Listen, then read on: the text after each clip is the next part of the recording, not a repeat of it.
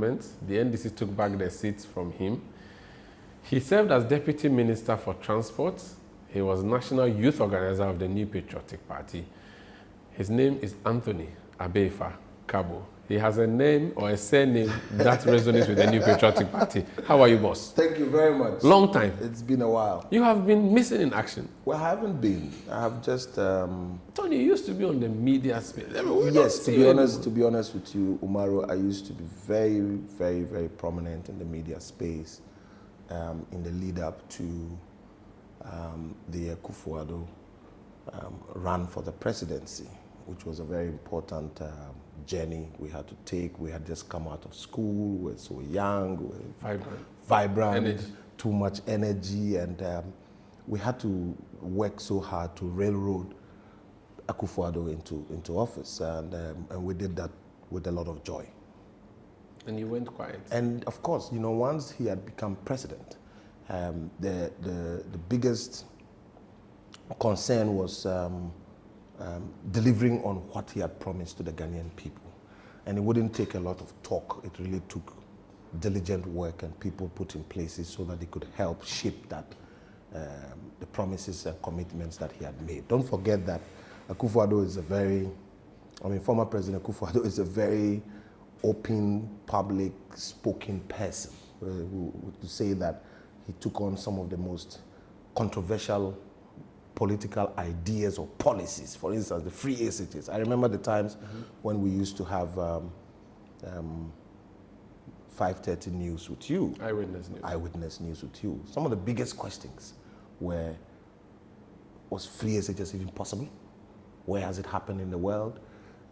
Most African countries that had tried it, they were talking about Kenya, South Africa, it hasn't worked. You recall the Akufo-Addo interview with Stephen Saka with the BBC, which was a major issue on your network at the time, the cost of free ACTs. So we had to be out there to explain to the Ghanaian people and to even our party base that that was possible. And it was very possible to be done. And the fact that Akufo-Addo was addressing a very big problem in our country as far as young people were concerned. Because as we went around the country, one thing that was very clear was the incessant request from party folks for school fees for the awards. You know, some were asking for 200 Ghana cedis, some were asking for 300 Ghana cedis to pay for the awards to be able to go back to school. And the huge numbers of young people that were coming out of our educational system clearly didn't, have the opportunity to secondary educate themselves, to get to secondary schools. Access was a problem, cost was a problem, and of course quality was a problem. So those three things were key. For me, hindsight, one of the reasons why I was so excited to work and I did for Akufo-Addo was the fact that I knew that this free senior high school education that he was talking about was going to be to the bigger benefit of the 5 northern regions. I mean, then was the 3 northern regions. So I could, because if you talk about access and cost, the biggest, geographical group of people who were affected largely with issues of cost were people in the 5 northern regions. If you look at the data, it tells clearly. So after 8 years of Akufo-Addo government and after implementing that policy, we could see that, the gender parity was clearly closed. We had more girls in school in the 5 northern regions compared to the time when he had not become president. So it was difficult for me to buy the argument from our colleagues at the time. I mean, Felix and Co used to argue, Omani Bawumia, may his soul rest in peace, they used to argue about progressively free. We said, how much more time do we have to progress to get to the free education? But the president came in very decisive, very bold, and took a firm decision that, look, free SHS now in his first year, and in September of 2017, we launched free SHS. The rest is history. Tony, you was campaigning to make Akufo-Addo president your biggest job ever in the world, and do you have any regrets? Well, I don't. I think one of, I had always had the long time, for many years, growing up in this tradition, Akufo-Addo had captured my imagination, as a political figure. So you liked him? I liked him, and I still love him. I still like Akufo-Addo. He's one of the best political orators I mean, I remember those days, your studios used to get a lot of sound bites from Akufo-Addo, because he's a very prolific reader, prolific writer, and a very good orator. And I thought that he could capture the emotions, he could capture situations very well, you know, in his political rhetoric. And there were lots of hopes for him, but after 8 years, people didn't see, I mean, there are people who thought he disappointed. Well, I think you served in his government. Well, I did, and I did for the first 4 years, and I was redeployed, and other people were deployed to take over. And I think vindication is what will serve Akufo-Addo in the course of time. I think a lot of the works that Akufo-Addo did as president in 8 years, it will take time for Ghanaians to see the work and the extent and the body of work that he did within the short time. If I take Laura, for instance. Your constituency? My constituency, just Laura in focus. In 4 years, the kinds of development that Akufo-Addo had brought in to the district, first was to elevate Laura from a district into a municipality. And that meant that certain public services that we expect to get within the district was going to improve. A new TVET, a new secondary school, a girls' secondary school, water, which was a major issue. In 4 years, Akufo-Addo's government provided 149 boreholes that covered a lot of communities. All of this in the first 4 years? In the first 4 years. But how come you lost that seat? Well, don't forget that the seat belonged to the NDC for a very long time. Yeah.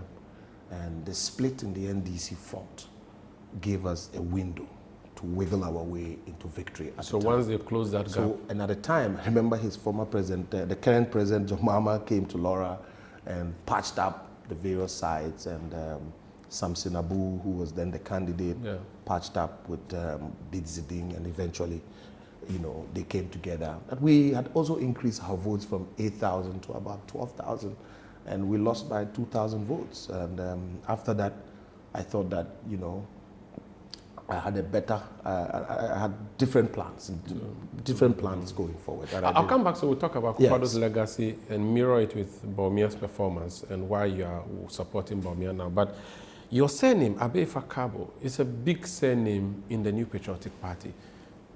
We hear Dombo, we hear Buzia, we hear Dankwa, but there's also Abayifaa Karbo. Was it your grandfather? Was it your father? What was Abayifaa Karbo in the New Patriotic? Educate those who do not know. Well, you know, okay, maybe I need to take you back a bit. You know, before Abayifaa Karbo himself was a member of the Kuse Committee. Okay, the Kuse Committee of the colonial time. Of the colonial time. And they, you know... Kuse Commission, I think. The Kuse Commission, the Kuse Commission. And they ensured that the current constitutional democratic space, you know, that is what we are enjoying today. Okay. And so there was this idea that Nkrumah's government at the time didn't recognize the Northern Territories as part of the political arrangement. So Mumuni Bawumia, who's the father of Dr. Mahmoud Bawumia, and a couple of Northern elites came up with the idea that they needed to form a political party that will advance the interest of the three northern regions at the time, because they were lacking in education, industries, hospitals, schools, social amenities, compared to the south that had seen a lot of development. You had Chimota School, Agri Memorial, you know, Chimota Hospital, the Gajisbek. So there was a Gajisbek development plan that was largely focused in the south. So the north was not part of it. So when Nkrumah went on his rounds trying to woo northern chiefs to get involved in the political tradition and to get involved in the Gold Coast and also the independence declaration, the northerners were of the view that we do not have the equal development the south has. And so because of that, we would need certain concessions. So there was a trip of the northern elite to the Queen, which was led by Mumuni Bawumia, SD Dombo, Abayifaa Karbo, and this was your grandfather? This is my direct father's elder brother. Okay, so in English they may say uncle, but in your village it's your father. That's my father, it's your basically. Father. So the current chief of Laura is my direct father. His elder brother was Abayifaa Karbo. Okay. Right? Okay. And so for that is the connection. And so when they came together and put together the Northern People's Party, the idea then was to fight for the advancements of the North, to get the government and the colonial masters to bring in some development. So don't forget, there were a couple of schools, Tamasco, Ganasco, Navasco. These were the Northern Trust schools. These were the initial schools that were built to help bridge the gap. And the politicians like John Mahama's father, E. Mahama, Abayifaa Karbo, Jato Kaleo, Mumuni Dumbie, J. Brima, Clifford Brima's father, Yakubu Tali, the former MD for ADB, Alassane Tali's father, and Tolong Na as well. So these were the people who came together and said, look, we needed a political party. We needed to contest that elections, and they got a lot of support from the NLM. The NLM at the time couldn't present candidates in the North, and so they supported the Northern People's Party, and that's how they emerged into the formation of the Northern People's Party that joined with the Ghana Congress Party of Buzia and formed the United Party. So we had the UP Party. So that is your connection in the New Patriotic. So that is my connection. That's your roots. That's my roots. So you have always been MPP. I mean, I was born, bred, buttered, and I hopefully will die in an elephant family. But so there are people who say people like Karbo are supporting Bawumia because they are from the North and they think it is a turn of the Dombo tradition. Is that really what it is? Are you supporting Dr. Bawumia because you are Northerners, he's a Northerner? Well, and there is a chance and the time for the Northerners? Those arguments are complementary, but the key core of the argument, and I think people should know that, Akufo-Addo contested among 17 people. Aliyu Mahama was part of those who contested with President Akufo-Addo. Akufo-Addo himself was contested with about 6 people from his region. Don't forget Hakman Owusu-Ajimai was in that contest. Felix Owusu-Ajapon was in that contest. Safo Mafu was in that contest. Boache Jaku was in that contest. Dambuche was in that contest. But those of us who came from the North, even though Aliyu Mahama was a vice president and was part of it, one would have assumed that the fact that we all came from the North, we all go with Aliyu Mahama. But you know, times, seasons always emerge, somebody emerges to become the leader of the party. And I think that at that time, the tide was on the side of Akufo-Addo. The 5 northern regions themselves, the 3 northern regions at the time, were strongly in support of the Akufo-Addo candidate. So we had looked at Akufo-Addo based on what happened in 1998 in Sunyani, particularly after the contest with Akufo. And it was quite clear to people that, you know, in terms of succession, the next available person was Akufo-Addo. But then Akufo-Addo's biggest strength was that Akufo-Addo was a student of history.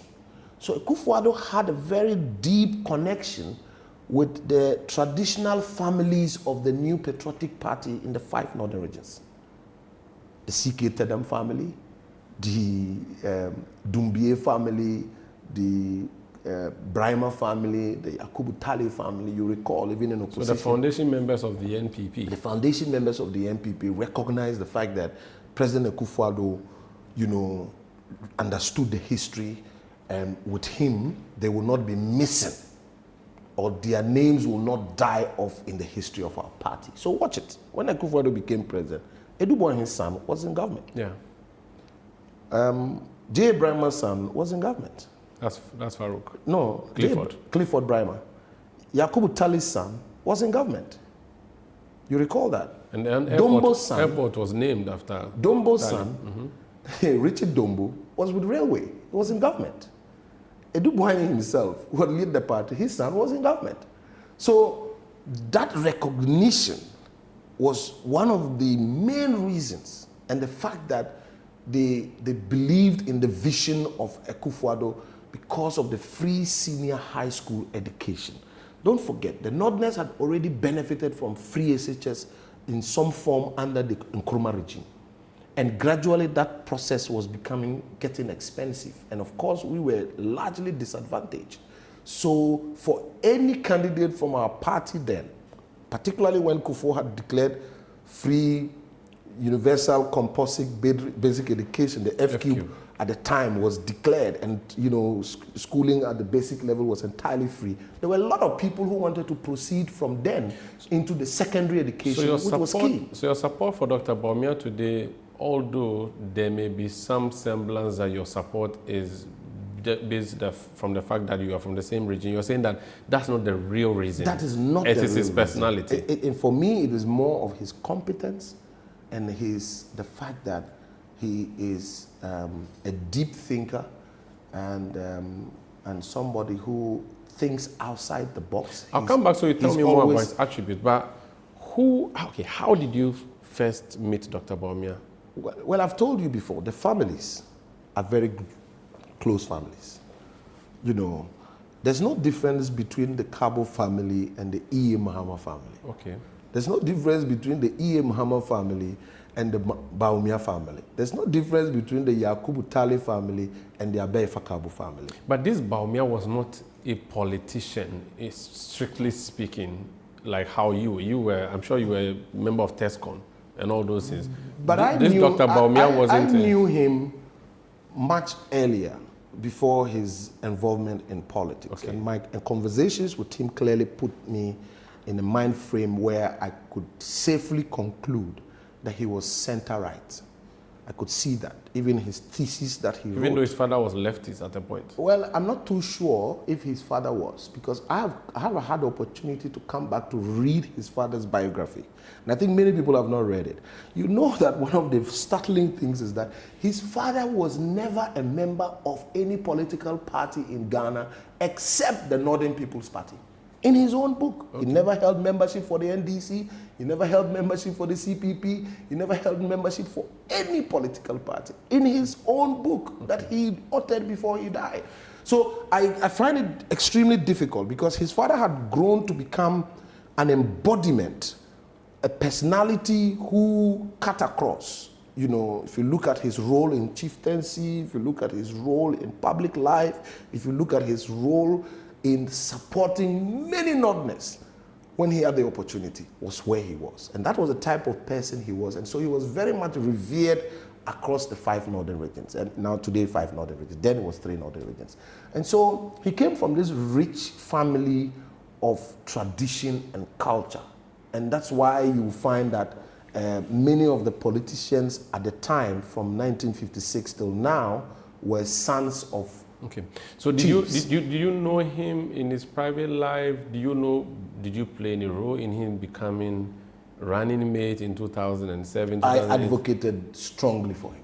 I wasn't just the only one. Even though they said he was a stranger at the time. I advocated. So he wasn't a stranger to you? No, for me, he was never a stranger. I mean, he was never, his heart, his soul was in the New Patriotic Party, and with the Dankwa Dombo Buzia tradition, I knew that from the start.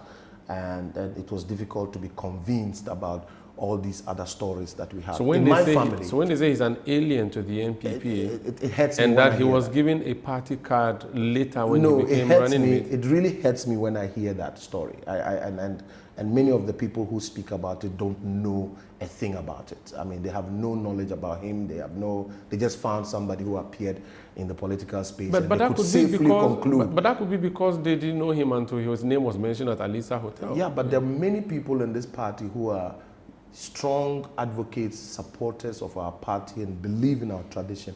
And they are not all picketing in the faces of the media, or they are not out there. The kind of work people do in this party, it's not all of it, just about 20% end up in the media. There's a lot of people who support this, our tradition. They are not out there for people